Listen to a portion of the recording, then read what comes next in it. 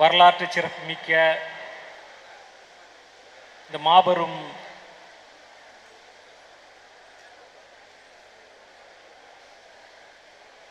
ஆன்மீக பெருவிழாவிற்கு தொடர்ச்சியாக ஒருங்கிணைப்பு செய்து கொண்டிருக்கக்கூடிய அனைத்து அறிஞர்கள், சான்றோர்கள் அனைவருக்கும் என் முதற்கண் வணக்கத்தை தெரிவித்து,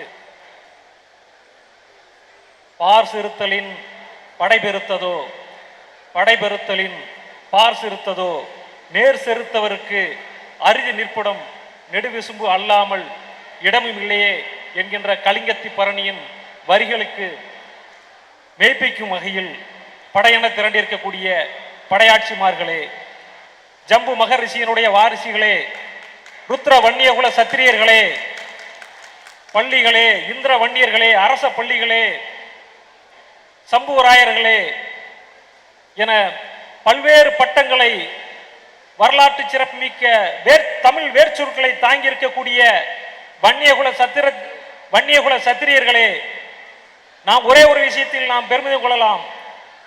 தமிழர்களுடைய வரலாறு தான் வன்னியர்களுடைய வரலாறு, வன்னியர்களுடைய வரலாறு தான் தமிழர்களின் வரலாறு என்று உறக்க கூறிய சதாசிவ பண்டேரத்தாருடைய வாசகம் உண்மையிலே மெய்ப்பிக்கக்கூடியது.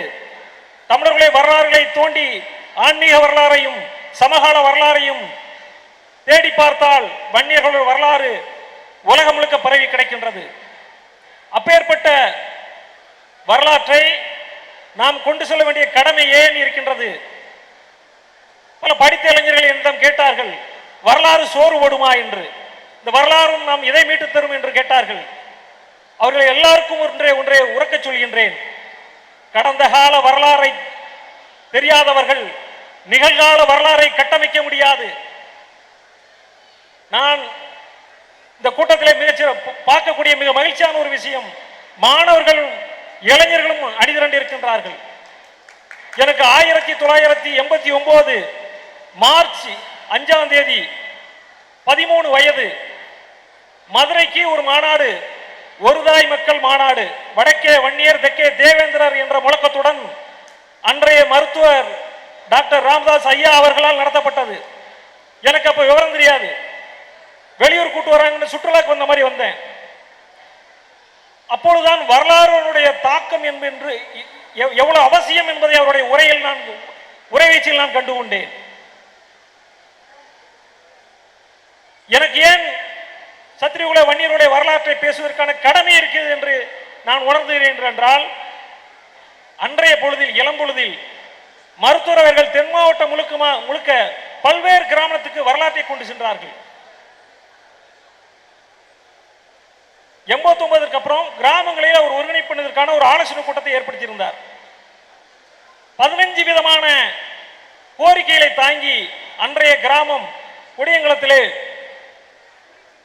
கட்டுப்பாடுகள் விதிக்கும் விதமாக சமூக கட்டுப்பாடுக்காக ஆன்மீக வரலாறை தாங்கிய சமூக ஒருங்கிணைப்புக்கான 15 நிமிஷம் கோரிக்கைகளை கொடுத்து 150 நாட்டாமையுடைய கூட்டம் கொடியங்குளம் கிராமத்தில் நடைபெற்றது. அந்த தீர்மானத்தை அரசுக்கு சென்றவுடன் உண்மையிலேயே 500 பேர் அடங்கிய அந்த கிராமத்தை 1000 பேர் தாங்கி அன்றைய அரசு அடித்து நொறுக்கியது. 3 மணி அளவிலே கிராமமே இருண்டு போனது. அன்றைய பெரும் உள்நாட்டு போராக மாறியது. யாருமே உள்ளே வர முடியவில்லை. அன்றைய முதல்வர் கூட அந்த கிராமத்திற்கு நுழைய தடை விதிக்கப்பட்டது. அன்று மருத்துவர் டாக்டர் ராமதாஸ் அவர்கள் மட்டுமே அனுமதிக்கப்பட்டார்கள். 150 வாகனங்களில் மாவீரராக வந்தார். இதெல்லாம் எதற்காக கூறுகின்றேன் என்றால், இளமையில் நான் கண்டு வந்தது. நீங்கள் இந்த வரலாற்றை இப்பொழுது நீங்கள் நிகழ்காலத்தில் நான் உங்களுடைய பேசுகின்றேன் என்றால், நான் கடந்த காலத்தை இந்த வரலாற்றை நான் சந்தித்ததனால் உங்களுடைய கூறுகிறேன். அது முன்பு சென்னையிலே 10 லட்சம் பேர் அடங்கிய மாபெரும் எழுச்சி கூட்டம் அவர் தலைமையில் நடைபெற்றது. கொடியங்குளம் கிராமத்தை அடித்து நொறுக்கியதற்காக. அந்த கிராமத்தில் 15 கோரிக்கையை தான் நான் வன்னியர் சங்கத்தில் வன்னியருடைய வரலாற்று கருத்தரங்கத்தை பேசிக் கொண்டிருக்கின்றேன். முதல் அவர் கூறிய கருத்து ஆன்மீகம். எந்த ஒரு சமூகம் ஆன்மீக கட்டமைப்பு இல்லையோ அது தன்னிலை இழந்துவிடும், சுய ஒழுக்கத்தை இழந்துவிடும், ஒற்றுமையை இழந்துவிடும். நம்ம எல்லாம் ஒருங்கிணைக்கக்கூடிய ஒற்றை சொல் என்னது? சத்திரியகுல வன்னியர்கள். அது சுய கட்டுப்பாடு கொண்டுவதற்கு என்ன தேவை? ஆன்மீக தேவை. அடிகளார் ஜம்பு மகரிஷி அடிகளார் கூறினார் ஆன்மீகம் எவ்வளவு அவசியம் என்று. ஒரு சமூகத்துக்கு ஆன்மீகம் இருந்தால்தான் அது தன்னை சுய கட்டுப்பாடுக்குள் கொண்டு வரும். ஆன்மீக மாற்றம் இருந்தால்தான் பண்பாட்டு மாற்றம் ஏற்படும். பண்பாட்டு மாற்றம் ஏற்பட்டால்தான் பொருளாதார மாற்றம் ஏற்படும். பொருளாதார மாற்றம் ஏற்பட்டால்தான் வணிக மாற்றம் ஏற்படும். வணிக மாற்றம் ஏற்பட்டால்தான் சமூக மாற்றம் ஏற்படும். சமூக மாற்றம் ஏற்பட்டால்தான் அரசியல் மாற்றம் ஏற்படும். இத்தகைய படிநிலைகளை நாம் கடக்காமல் நேரடியாக அரசியல் மாற்றத்தை ஏற்படுத்தினால் சமூக மாற்றம் ஏற்படாது. ஒரு வேதனையாக கூறுகிறேன், கோடிகளை பல கோடியை தாண்டிய வன்னியகுல சத்திரிய சமூகம் அரசியல் லாபியற்று இருக்கின்றது. அரசு வேலைக்கு வந்திருக்க இளைஞர்களை அதிகாரிகளை பார்க்கிறேன், அவங்க என்னமோ தன்னுடைய அறிவுக்கு படித்து வேலைக்கு வந்ததாக கருதி கொண்டிருக்கிறார்கள். உங்களுக்கு தெரியும், 69% இடஒதுக்கீடு பங்கீடு பாராளுமன்றத்தில் எழுதப்படவில்லை, தைலாபுரத்தில் எழுதப்பட்டது. அதிகாரம் மக்களிடையே இருக்கின்றது. இந்த வரலாற்று உண்மையை நீங்க புரிந்து கொள்ள வேண்டும். கோசிமின் அவரிடம், கோசிமின் வியட்நாமுடைய தந்தை அவரிடம் ஒரு இன்டர்வியூ கேட்கிறாங்க, உலகத்தில் சமூக இனக்குழுக்களை ஆர்கனைஸ் பண்ணவர்கள் யார் அப்படின்னு. அவர் சமகாலத்தில் சொல்கிறார், ராஜராஜ சோழனை சொல்கிறார். உலகத்தில் சமூகத்தை ஒழுங்குபடுத்தக்கூடிய ஒரு மாவீரர், மாமன்னர் ராஜராஜ சோழனை கூறுகிறார். ஆனைமங்கலம் செப்பேடு ராஜராஜ சோழ பள்ளி, ராஜேந்திர பள்ளி என்ற ஆனைமங்கலம் செப்பேடு குறிக்கின்ற அந்த ராஜராஜ சோழத்தினுடைய வம்சாவளியினர் நாம் என்பதை மறந்துவிடக் கூடாது. அதற்கடுத்து மங்கோலியர்களை உரிமை பண்ணக்கூடிய செங்கிஸ்கானை கூறுகின்றார். இப்பொழுது என்னோட நெருங்கிய பழகிய உடன்பிறப்பு பங்காளி டாக்டர் கனராஜ் அவர்கள் இந்த சமூகத்தை ஒருங்கிணைப்பு செய்யக்கூடிய மாபெரும் பணியை செய்து கொண்டிருக்கின்றார். இது சாதாரண பணி அல்ல.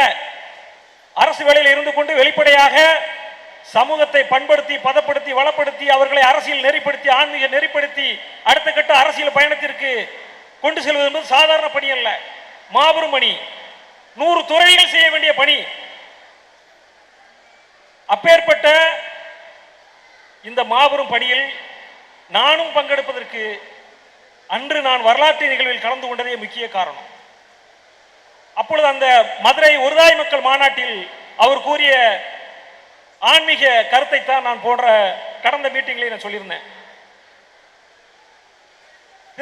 திருப்பரங்குன்றம் முருகப்பெருமான் தன்னுடைய முதல் மனைவி தெய்வானையை தேவேந்திரனுடைய முதல் மகளை மணந்து விட்டு தேவேந்திர வேளாளர் சமூக வீட்டிற்கு மறுவீடு வருகிறார். அந்த தேவேந்திரனுடைய இரண்டாவது மகளை வீரம் செறிந்த ஒரு அறக்கரை அடைக்கிறதுக்காக தன்னுடைய இரண்டாவது மகளை ருத்ரகுல வன்னிய மகாராஜா அவர்களுக்கு தேவேந்திரன் தன் இரண்டாவது மகளை மணமுடித்து கொடுத்தார். ஆக முருகனும் ருத்ரகுல வன்னியரும் சகலைகள். இந்த வரலாற்று தகவலை அன்று மருத்துவர் கூறினார். ஆக நம் ஆன்மீக ரீதியாக, வரலாற்று ரீதியாக எனக்கு அந்த கடமை இருக்கின்ற கடமை உணர்வுகளை நான் கலந்து கொண்டிருக்கின்றேன்.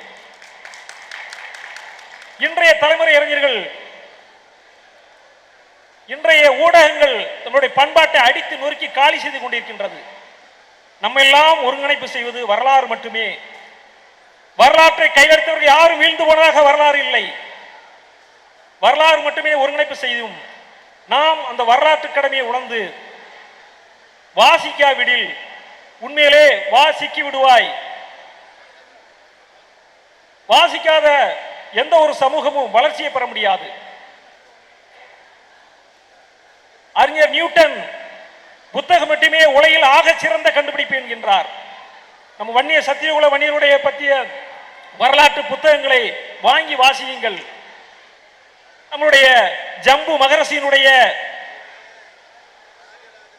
ஆன்மீக ஆற்றலை அனைவரும் பெற்றால் மட்டும்தான் நாம் சமூக மாற்றத்தை ஏற்படுத்த முடியும் என்று கூறி நம்முடைய வரலாற்றுக்கான ஒவ்வொரு தரவுகளை அடுத்தடுத்த நபர்கள் பேச இருப்பதால் நேரத்தின் சுருக்கம் கருதி இத்தகைய பேசுவதற்கு வாய்ப்பு தந்த அனைத்து நல்ல உள்ளங்களுக்கும், தொடர்ச்சியாக குழுவாக செயல்பட்டு ஒருங்கிணைப்பு செய்திருக்கக்கூடிய சகோதரர் பாலசுப்ரமணியம் அவர்களுக்கும் மற்றும் வன்னிய நல அறக்கட்டளையுடைய தலைவர் பண்பாளர் சிவலிங்கம் ஐயா அவர்களுக்கும் மற்றும் இந்த விழாவை தொடர்ச்சியாக எப்பொழுது பேசிக் கொண்டிருந்தோமோ அதை செயல்வடித்துக் கொண்டு வந்த டாக்டர் மருத்துவர் கனகராஜ் அவர்களுக்கும் என்னுடைய நெஞ்சார்ந்த நன்றியை தெரிவித்து, இதர விடுபட்ட பெயர்கள் அடுக்கிக் கொண்டே போகலாம். இங்கு வருகை தந்திருக்கக்கூடிய முருகேச பூபதி வேளாண் மதிப்பிற்குரிய வேளாண் துணைவேந்தர் அவர்களுக்கும், வரலாற்று ஆய்வாளர் பேராசிரியர் பழமலாய் அவர்களுக்கும், நீதியரசர் பொன் கலையரசன் அவர்களுக்கும், கல்வியாளர் எல் ராஜசேகரன் அவர்களுக்கும், ஜம்புதாச அடிகளார், உண்மையிலே அவரை பார்த்தவுடன் எனக்கு உண்மையிலே ஜம்பு மகரிஷி நேரடியாக அவதரித்ததை போல் இருந்தது. ரொம்ப எனக்கு இந்த மித்த நிகழ்வை விட இந்த நிகழ்வு கூடுதல் மகிழ்ச்சி. அவர் விருந்தினராக பார்த்ததில் எனக்கு கூடுதல் மகிழ்ச்சி. அதனால இப்ப நாம் நம்முடைய மகிழ்வை மேலும் கொண்டாடுவோம், வரலாற்றை கொண்டாடுவோம், கிராமங்களிலே ஆன்மீக கட்டமைப்பை ஏற்படுத்துவோம்.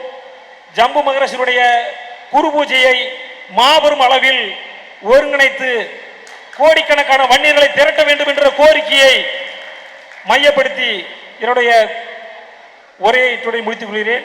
நன்றி, வணக்கம்.